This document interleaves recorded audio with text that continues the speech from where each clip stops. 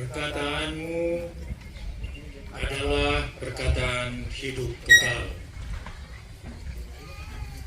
Yang berbahagia, Pater Ernst, keluarga besar, orang tua, pastor paroki, panitia, rekan-rekan imam, umat Allah yang terkasih. Saya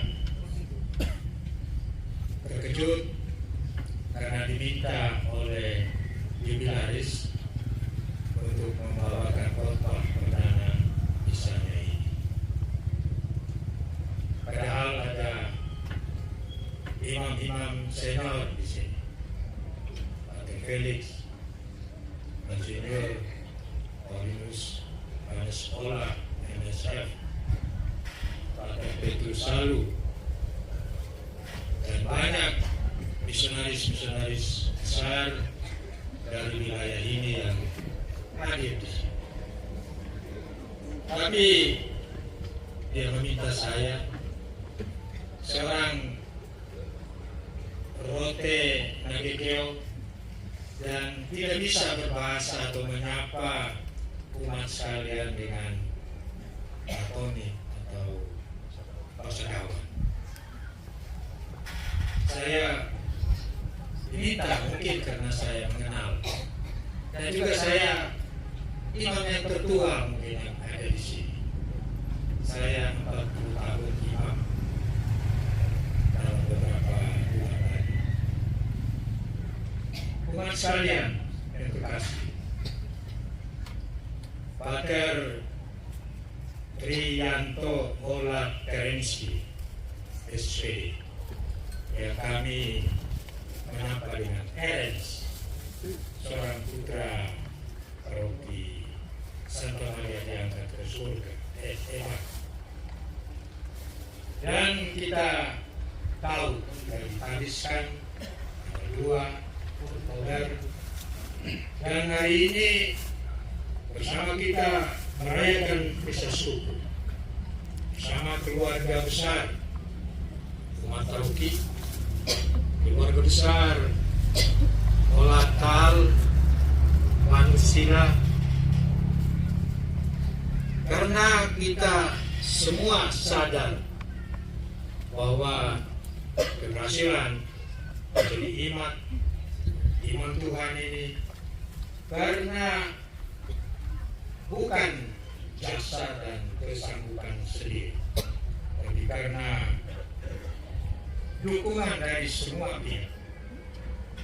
Dan pada kesempatan ini kita diajak untuk merenungkan sabda Tuhan, terutama sabda yang dijadikan moto imam. Kita juga diajak untuk merenungkan martabat imam yang mulia, agung, tapi penuh tantangan proses. Imamat, salah satu dari 7 sakramen gereja, di mana seorang yang beriman Katolik terpanggil, terpilih, dan ketika memenuhi persyaratan kanonik, akademik, dia dipandang layak untuk ditabiskan, dikuduskan menjadi imam dan menjalankan tugas dan fungsi memimpin, menguduskan, dan mengajar. Dan tugas-tugas mulia ini tidak lain dilakukan untuk membawa umat kepada kekudusan. Dan itulah tugas yang baik sesuai dengan kanon 1009. Tugas kebaikan yang dilakukan oleh para imam ialah membawa umat kepada kehidupan yang berlimpah. Ubidam habean abundansis, Yohanes 10:10. Dan hal itu senada dengan surat Paulus kepada umat di Roma dalam bacaan pertama tadi, bahwa Allah sungguh bekerja dalam segala sesuatu untuk mendatangkan kebaikan. Yesus Kristus Sang Imam Agung mempersembahkan dirinya demi kebaikan, demi penebusan dan penyelamatan umat manusia dengan sabda, dengan perkataan.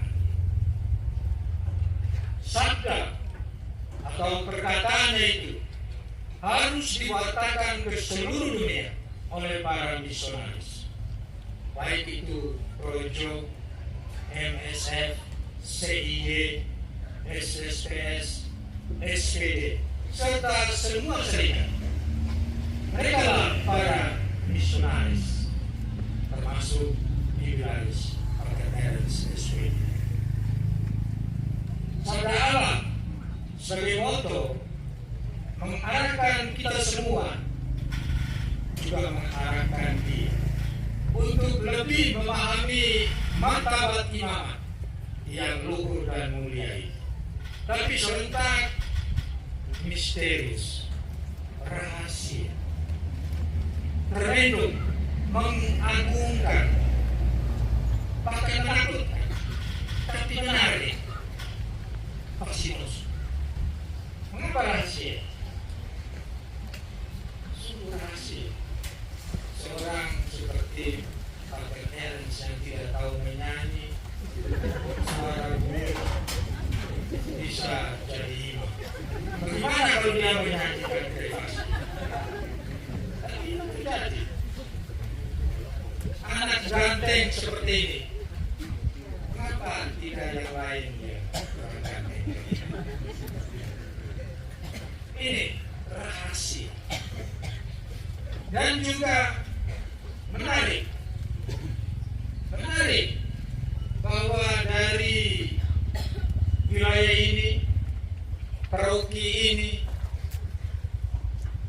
mempunyai misionaris luar biasa banyak. Saya mendapat info ada 95 misionaris hebat dari wilayah. Ini rahasia, menarik, dan penuh tantangan. Ada data yang saya terima, ada 95 itu ada 18 SPD, 12 Projo, 40 suster, 24 bruder, 1 uskup. Tidak lama lagi mencapai 100. Ini rahasia, penuh tantangan, tapi menarik. Dan saya teringat pengalaman Santo Yohanes Bosco, pendiri Serikat Salesian SPB, ketika dia ditabiskan pada 5 Juni 1841 di Torino, Italia. Ibunya Margareta berpesan begini, sekarang engkau anakku sudah jadi seorang imam dan mempersembahkan misa.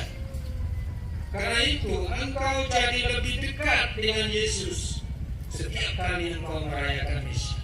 Tapi ingat bahwa dengan mempersembahkan misa berarti engkau mulai menderita. Ini engkau belum sadar, tapi kelak engkau akan mengerti dan mengalami kebenaran ucapan Ibu ini. Sungguh benar, umat Allah sekalian. Jadi imam zaman ini penuh tantangan, baik yang di dalam negeri sebagai projo maupun yang di luar negeri sebagai misionaris di Eropa, di Amerika, ada dari California, ada dari Brasil, dan jubilaris kita akan ke Jepang, ke sebuah negara yang luar biasa. Ada 3 juta Kami SPD bekerja di 3 diosis. Di sana ada 18 paroki, 1 universitas, beberapa sekolah menengah, ada 20 orang misionaris Indonesia SPD di sana. Dan di situ ada 107 juta orang beragama Sinto, sedikit yang beragama Buddha. Dan di sana kita tahu Jepang adalah sebuah negara maju teknologi. Dan di tempat-tempat seperti termasuk di negara-negara lain, tantangan bagi imamat luar biasa. Intelektualisme, orang memuja ilmu pengetahuan, otak, kepintaran, akademi, orang mengabaikan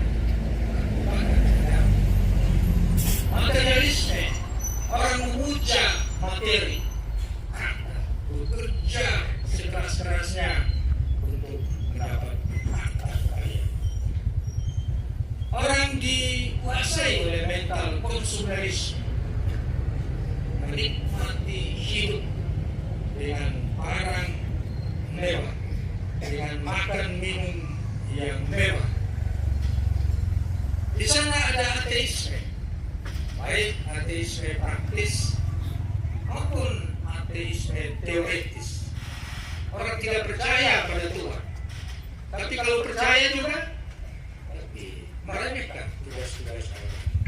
Orang bersikap masa bodoh terhadap agama, indifferentisme, dan itulah tantangan di kawasan yang maju seperti Jepang, Eropa, Amerika, tapi juga mulai melanda kawasan kita.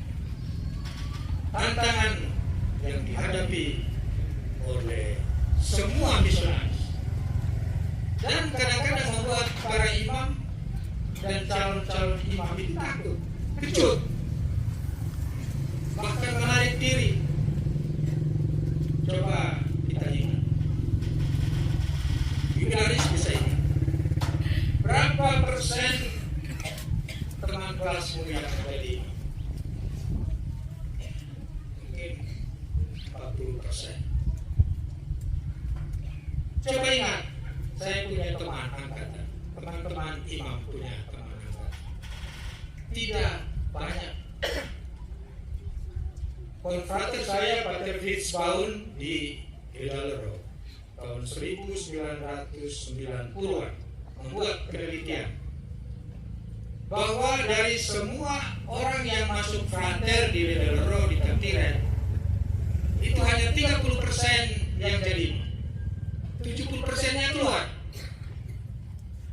Apa mungkin karena mereka takut, kecut, merasa tidak layak. Termasuk omnya Pater jubilaris, panitia, ketua panitia kristal itu ada profi saya tidak jadi, kecut, takut, tidak layak. Tapi itulah semua tantangan yang dihadapi oleh para imam.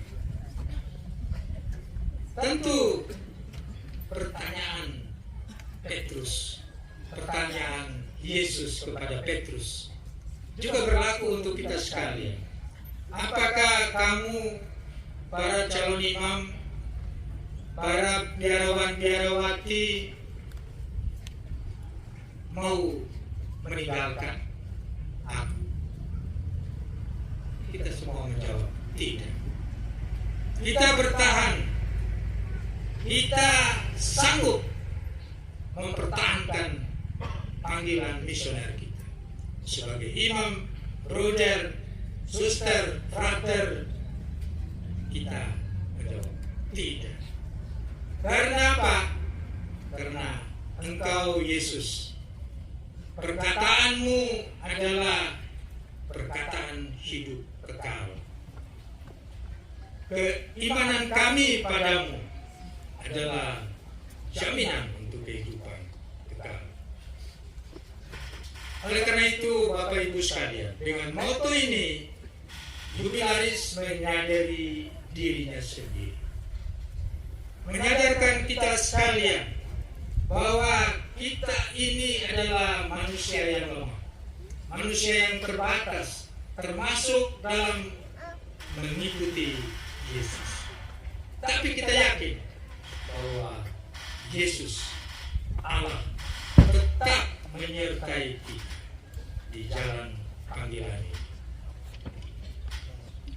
Oleh karena itu, jubilaris yang terkasih, sadarlah bahwa dengan peristiwa Isa Syukuri, dengan moto yang saudara pilih, itu menjadi pengingat bagi Anda sendiri, pengingat bagi kita sekali, bahwa pertama, orang tuamu yang adalah guru, pendidik, bersama para pendidik, para guru yang andal di sepanjang jalan lembaga pendidikan, mereka adalah penjasa, ikut serta menanamkan nilai-nilai religius, nilai-nilai Kristiani, sosiokultural, dan mereka telah memberi iman.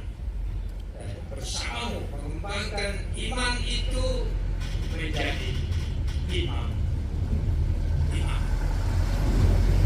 Yang kedua, Bata Jubilaris sendiri senantiasa mengalami, menyadari atmosfer suasana solidaritas di dalam keluarga, di dalam komunitas basis, di dalam komunitas program, yang tanpa memandang perbedaan suku, agama, budaya, bahkan gender.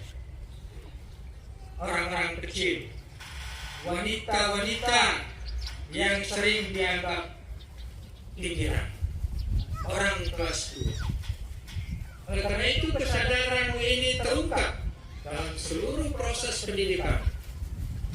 Saya mengetahui bahwa meskipun Pater Hersi itu tidak tahu menyanyi, tapi dia mempunyai keterampilan teknologi yang luar biasa. Dia mempunyai minat belajar tentang seni. Oleh karena itu dia menulis skripsi. Menarik juga. Ini suatu bidang yang agak diabaikan oleh para pastor misionaris. Skripsinya berjudul Wacana Kecantikan dan Afirmasi Identitas Perempuan. Pastor ini jadi apa nanti? Kita membayangkan dia akan kerja apa di Jepang. Ini rahasia luar biasa, menarik. Lalu dia kembangkan itu jadi tesis S2-nya, tesis tentang sebuah alternatif rekonsepsi hakikat kecantikan dalam platform TikTok. Misionaris mau mewartakan sabda melalui TikTok. Tapi saya bertanya kepada jubilaris, mau buat apa itu dengan TikTok? Mau kerja apa itu di Jepang? Kalau aku sendiri juga menyanyi privasi juga. Setelah Pater misioner, karya misionaris kita bukan hanya dengan menyanyi saja. Meskipun orang mengatakan siapa bernyanyi baik dia berdoa 2 kali. Santo Agustinus katakan, "Qui bene cantat dis orat." Jubilaris tidak bisa penuhi. Kor ini bisa penuhi dengan baik. Tapi beliau yakin bahwa karya misioner kita harus berkembang maju sesuai dengan perkembangan modern teknologi. Maka di Jepang itu salah satu negara dengan menjadi rujukan teknologi yang paling maju di dunia.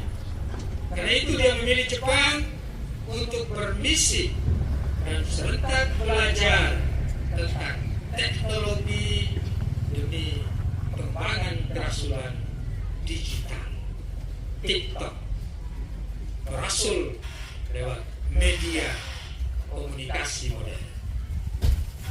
Itu kedua. Ketiga, moto ini mengingatkan Anda sendiri dan kita sekalian bahwa banyak orang, termasuk 95 misionaris perintis di paroki ini, tetap mendukung. Bahkan kami semua yang hadir di sini, kami dari Unmira ini satu dusun datang, dari yayasan, dari Unmira, kampus ministry di mana dia bekerja selama hampir 1,5 tahun. Kami datang bersama 6.000 mahasiswa mendukung. Umat sekalian di sini mendukung. Misionaris perintis 95 orang mendukung. Dengan doa, dengan perhatian yang tulus. Karena kami yakin bahwa rahmat tabisan bukanlah kesuksesan pribadi, tapi buah dari doa dan dukungan banyak orang. Maka pantaslah rahmat tabisan itu disyukuri, dirayakan secara bersama-sama di sini. Karena engkau akan menjadi misionaris kami semua. Bukan misionaris SPD, tapi misionaris dari paroki Maria diangkat ke surga Evan, misionaris keuskupan Atambua, misionaris SPD, misionaris Indonesia. Engkau menjadi duta bangsa Indonesia. Oleh karena itu, marilah kita sekalian terus mendukung perjalanan panggilan misioner Jubilaris Erens ke negeri Sakura Jepang. Dan semoga karya pastoralnya dengan media komunikasi teknologi canggih dan digital dan bentuk pelayanan lainnya dapat sukses, diberkati Tuhan senantiasa. Amin.